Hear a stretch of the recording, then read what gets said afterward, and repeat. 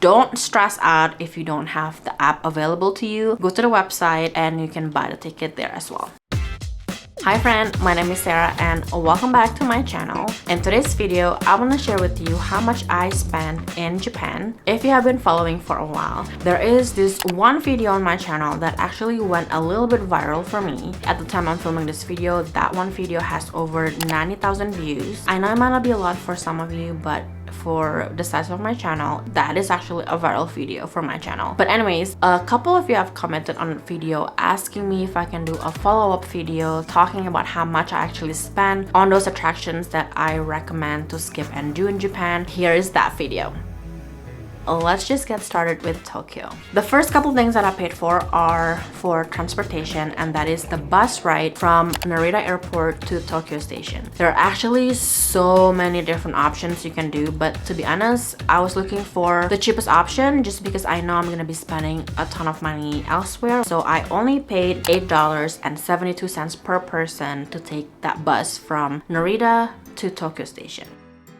Another comment that I get a lot is how did I get around Tokyo if I didn't have the JR Rail Pass? If you didn't know this, the JR Rail Pass actually had a price increase and it just kind of made it super expensive to get the JR Rail Pass. So what I did to get around Tokyo is the Tokyo subway ticket. Let me tell you that you do not need to get the subway ticket because you can actually just use your IC card on your phone or even the physical card to pay for your train fare around Tokyo. And honestly, around Japan. But because it was my first time in Japan and I found this from my research, I just decided that I wanted to try it. And I actually spent $9.25 per person for the 72-hour subway ticket, so it's about 3 days or so. And if I can be brutally honest, I do not recommend it just because you do need to exchange your QR code to a paper ticket, which honestly things that you want to avoid when you're in Japan because you honestly are running the risk of losing that ticket. I know it is not super expensive even if you lose this ticket. It was just kind of annoying for me to need to go through my bag to look for the ticket. I would just stick to the IC card on my phone because it is so convenient and super easy. Hi friends, Sarah's here and I'm so sorry to interrupt today's video, but I just want to come on here really quickly to announce that I have a new freebie that you can download today. I have been sharing a lot of my recommendations and tips on how to go about planning your very first trip to Japan, and I created a very simple 12-day Japan itinerary that was inspired from my own trip to Japan. If you want to go check it out, the link will be down in the description box below. And now let's get back to the video. On the first full day in Japan, I actually went to Yokohama, and of course I went to the Gundam factory because it was supposed to be closing March 31st, 2024, which is by the time this video is up on YouTube, it should have been closed already. I know that they were saying that they were gonna close multiple times in the past and then they keep extending their opening, and honestly I haven't really checked recently if they are closed or open, but I did get the Gundam factory ticket as well as the Yokohama Marine Tower ticket. It's a combination ticket from Klook, and I spent $17.53 per person. So now going back to Tokyo, I also went to Shibuya Sky. I feel like everybody who is going to Tokyo, maybe for the first time, maybe for the second or third time, has Shibuya Sky booked already, but I did get it and I spent $14.72 per person. I got the ticket from the Shibuya Sky's website, and I feel like this is one of those hot item ticket that you want to make sure you reserve at the time that your date is open and available to purchase. The next thing that I spent on in Tokyo is the ticket to Small Worlds Museum and the Eureka Mome train line. It is $18.17 per person, and I did get them through Klook as well. You honestly don't have to get the Eureka Mome line day pass on top of the Small Worlds ticket. Like I said, it's my first time in Japan. I just want to try and get all of these new random experience that I was able to find, but you definitely don't have to get the Eureka Mome pass because again, you can just pay for the train line with your IC card. And speaking about purchasing things from Klook, I would highly recommend it, especially if you don't know how to navigate the actual website. And if you have never signed up for Klook before, I have a code that you can use and you will get $5 off for your first booking.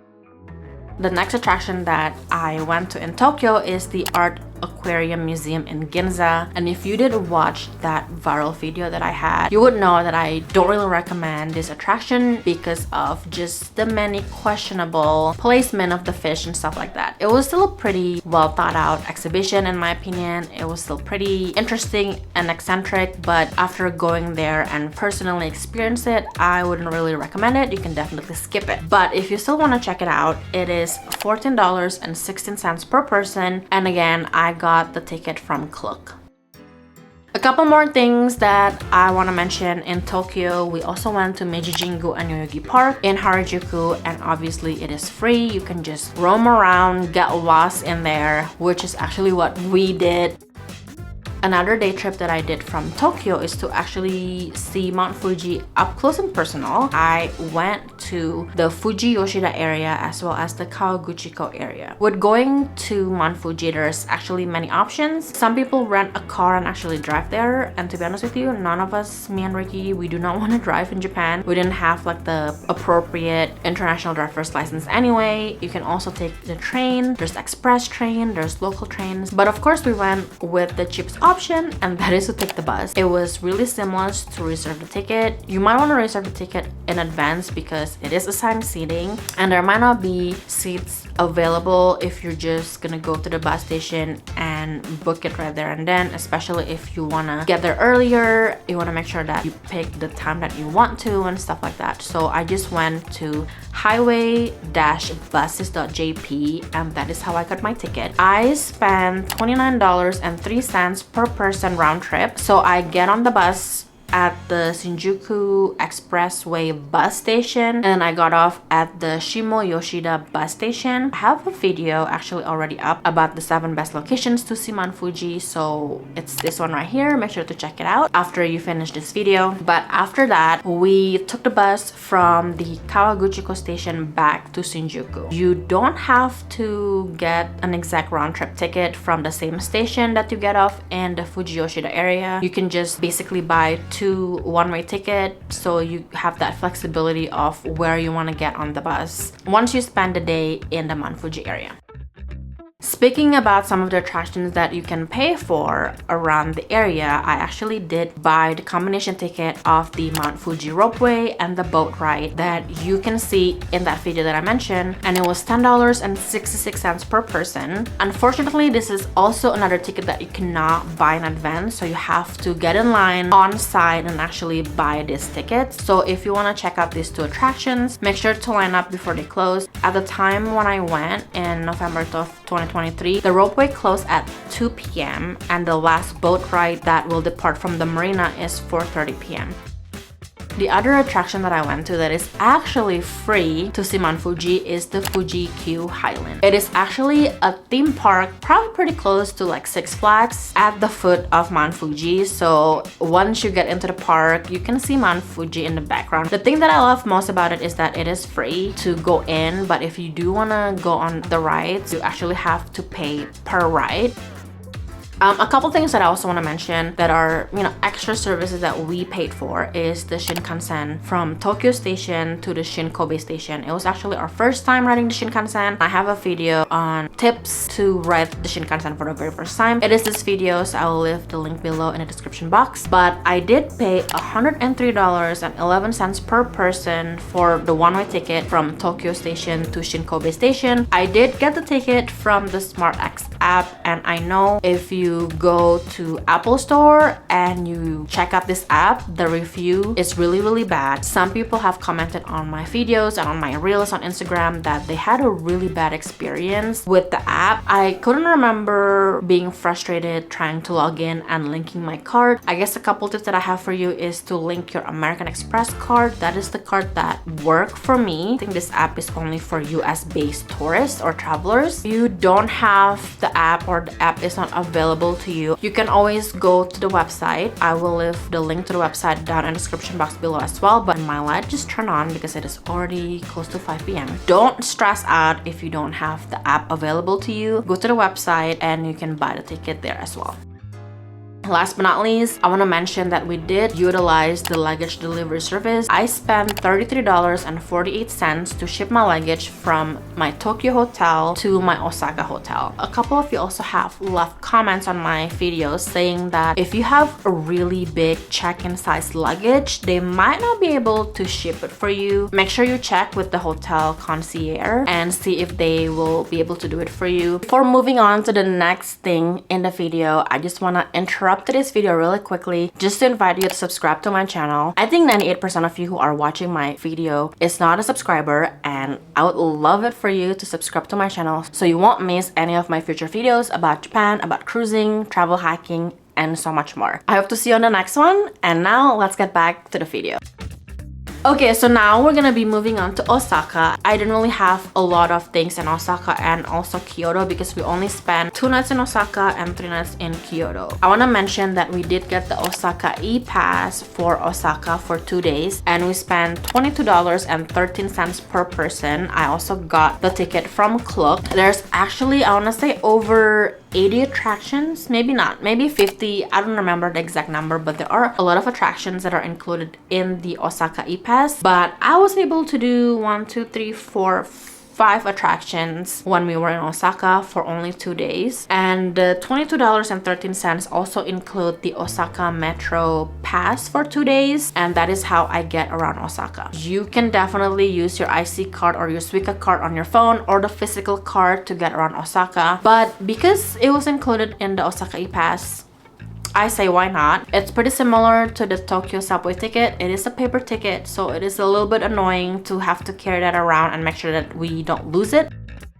So the attractions that I get to visit with the Osaka e-pass are the Sutenkaku Tower in the Shinsekai area of Osaka. There's also a Dotonbori Museum. It's inside the Dotonbori area. It's a very small museum. I wouldn't pay extra for it, but because it is included with the Osaka e-pass and it's really close to our hotel, we decided to go for it. We also get to go on one of the cruise along the canal or the river in Dotonbori. We went with the company called the Wonder Cruise. We also get to ride the Osaka water bus. It's located kind of like in the area near Osaka Castle Park. You kind of have to walk out of the castle park around to the other side to find it. We get to see the city of Osaka from the water, and it was just interesting to me. If you like water, you like boat rides, I think you would enjoy it. And then the last attraction that we went to with the Osaka e-pass is the Osaka Museum of Housing and Living. I really like to visit one of those museums where it showcases how people used to live back in the day. If I'm able to go into like the actual house itself, that would be even better. I think I had a video about it on one of my Osaka vlogs, so if you want to check it out, I will leave the link down below as well.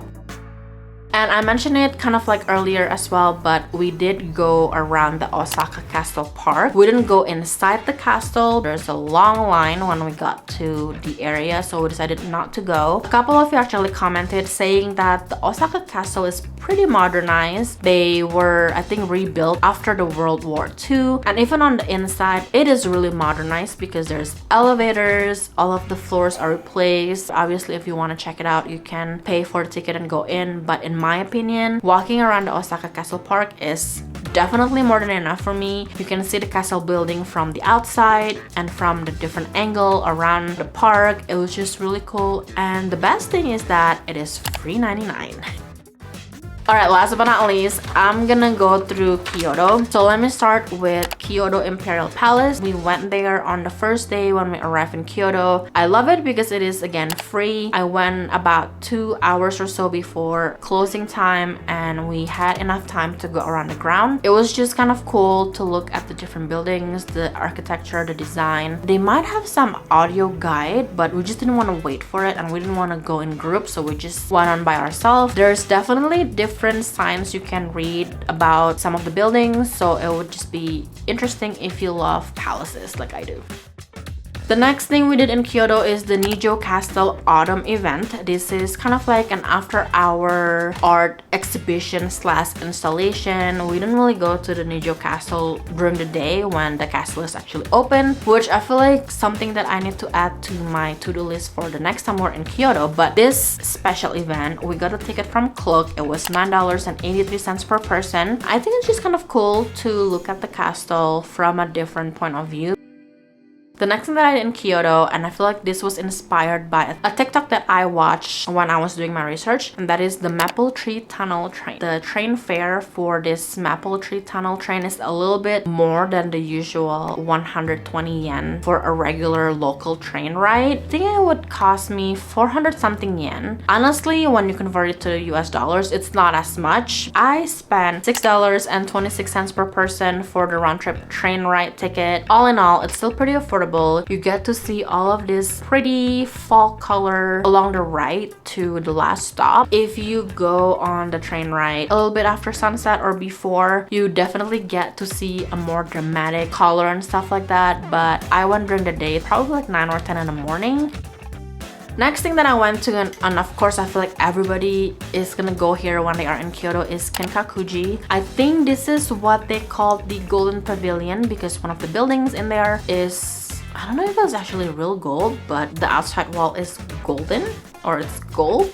That's why it's called the Golden Pavilion. I spent $3.33 per person to go in, and I was able to get a ticket on site. I don't think you can purchase this in advance, but know that sometimes it might be busy. We can still kind of walk around freely. We're not really walking shoulder to shoulder. The next thing that we did after Kinkakuji is the Kitano Tenmangu Shrine. I hope I'm saying it right. I love it because it's free. You might notice similar architecture and buildings with the Imperial Palace in Kyoto. As I go through like the area, I just kind of had flashback of when we were at the Imperial Palace just the day before.